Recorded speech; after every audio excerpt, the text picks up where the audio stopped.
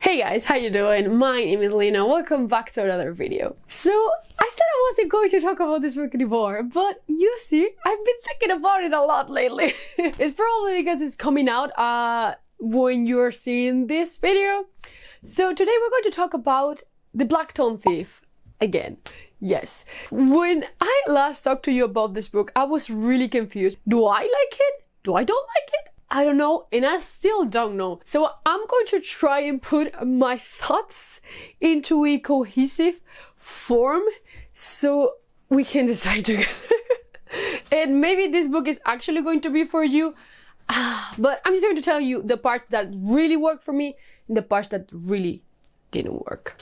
Before we get started, basically, the Blacktongue Thief, we're going to follow Kinch, and he's a thief, and he's basically part of this thief guild, but he just ends up with a strange companion called Galba, and many things go around this book.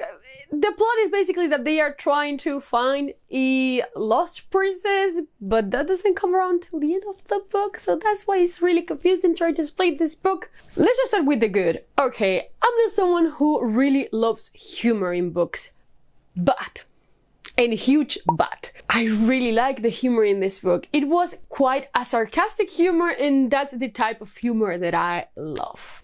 The humor is on point in this book for me, so that's probably why from the beginning I really enjoyed this book. The narrator is also Kinch, and is basically telling you the story. Like, it's not like he's narrating it, no, he's telling it to you, and he's talking to you. Many times he breaks the fourth wall, basically, and this made me kind of question if maybe we are reading this as he is just maybe telling his story to someone else, and we will figure it out in other entries of the series. I have no clue. But I really like this type of structure. It's something that I really resonate with. I love someone telling me a story. I just love that. So the narration and the humor I love in here. Also, Kinch is really kind of a snarky narrator. He's just dumb as fuck sometimes also. On the other hand, he's really smart. He's like this intelligent thief. So I really like that. Like, everything came together so easily at the beginning. I was just like, oh my god, this is so fun, so entertaining. I'm loving this. I just want to read more. And with the book progression, the main plotline got more and more interesting. And the more I learned about the world, the more I wanted to learn. Like, the world in this book is fascinating, and the way the author constructs the knowledge of the world, I also really like. Like, I want to know more all the times. Like, I just don't want to get ahead of myself, but knowing about the world, I love, because the world is fantastic. The story about the world is also fantastic. We're basically set on a world that was devastated by war a couple of years ago. They had like these gigantic and super important goblin wars. Countries are still trying to rebuild everything, and now some towns are actually divided between humans and goblins. We also have other races like giants, but the goblin part was so interesting.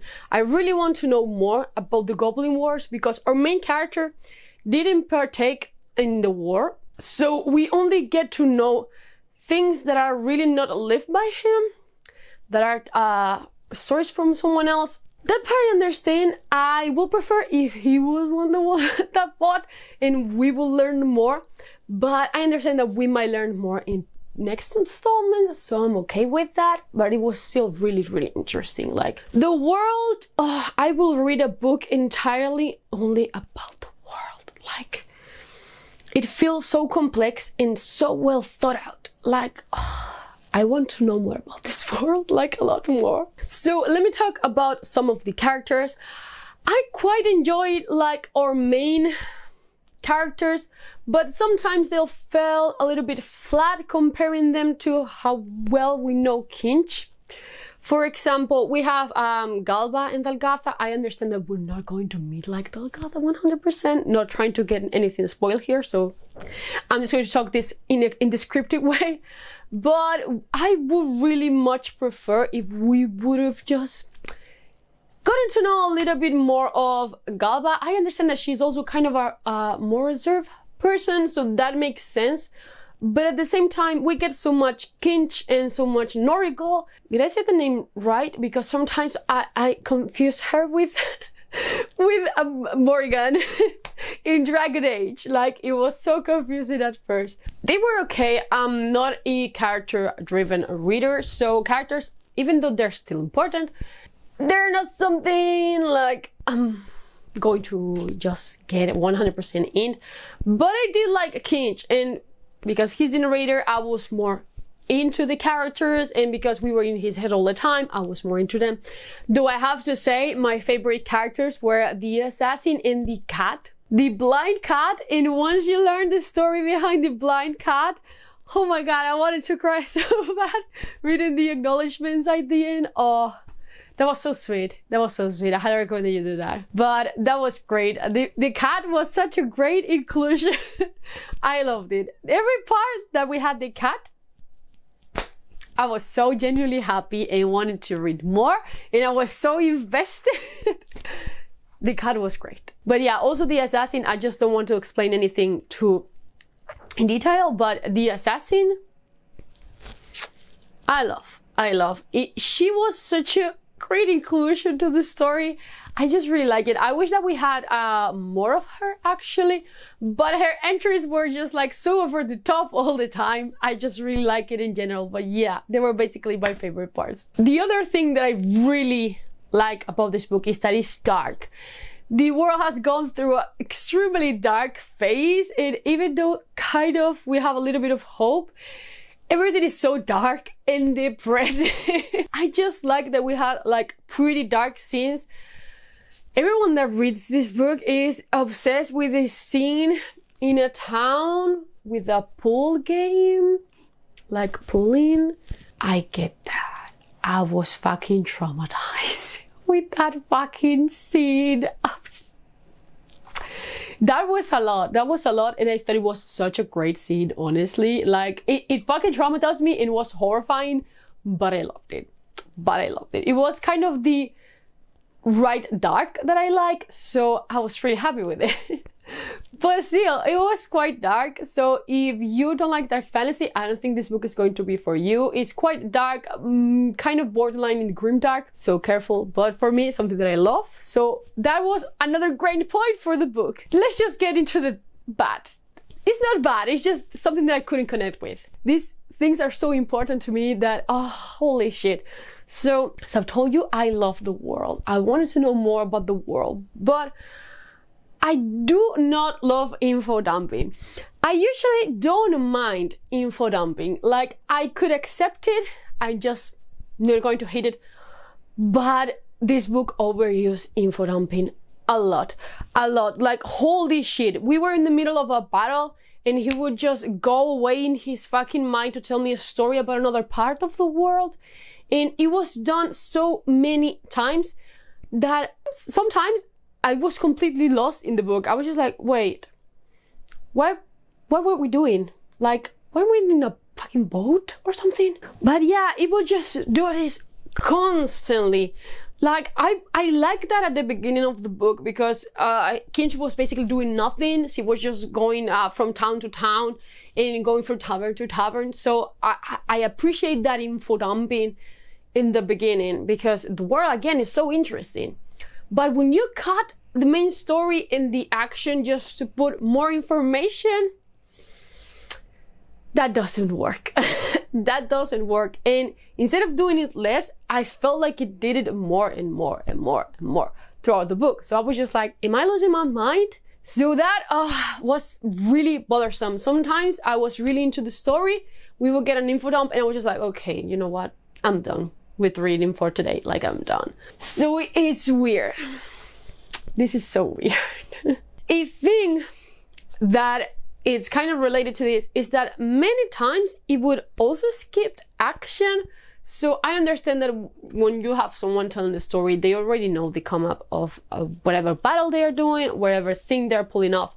I get that. But sometimes we will know the result of the battle before the battle. So the stakes are really not that high if I already know that you're all in this gigantic net, like surrounded by enemies. Like, if you all have been captured, I know no one died or no one important. So why would I care about that battle?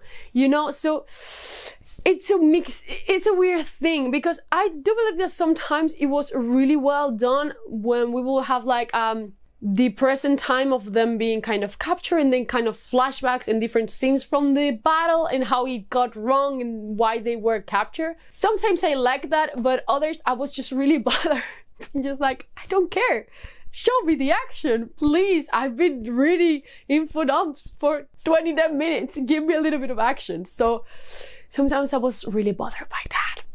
But it's not that bad, but I don't know why. It just caught my eye a lot, because I would rather have Kinch like narrate me the battle in a stupid way than just have it scheme and move around and intertwine with the present story. It's just weird. And the last thing that I really didn't like as a plot-driven reader is that this book had no plot until the last pages. Like, what I read in the synopsis, in the summary of this book, about Kinch meeting Galba, and then she is basically trying to rescue the princess of another kingdom. That didn't happen until the end of the book. So this was basically a collection of kind of adventures and short stories just to get to the last part and have like a cohesive book. And that bothered me a lot. That bothered me a lot as someone who really needs strong plot to be content and to like a book. So I was just like, have I read like 400 pages for this? That I think is what bothers me the most, and why I finished the book and I was just like, did I like this or not? And I think that is why I'm still having this question in my mind. Like, I like the ride, but some days I was just like, I really don't want to read this anymore. And I was thinking about the unfinished, but then I would get such a good part at the end. It was just like, oh my god, this is so good. I'm so conflicted with this book, because I thought it was going to be like at least a 5-star read. Like, I was so convinced that I was going to love it. But now I'm just like, fuck. So the Blacktongue Thief is coming out this week, maybe the next day after I post this, or maybe the previous day after I have posted this, but definitely coming out this week. So I would recommend you check it out for yourself.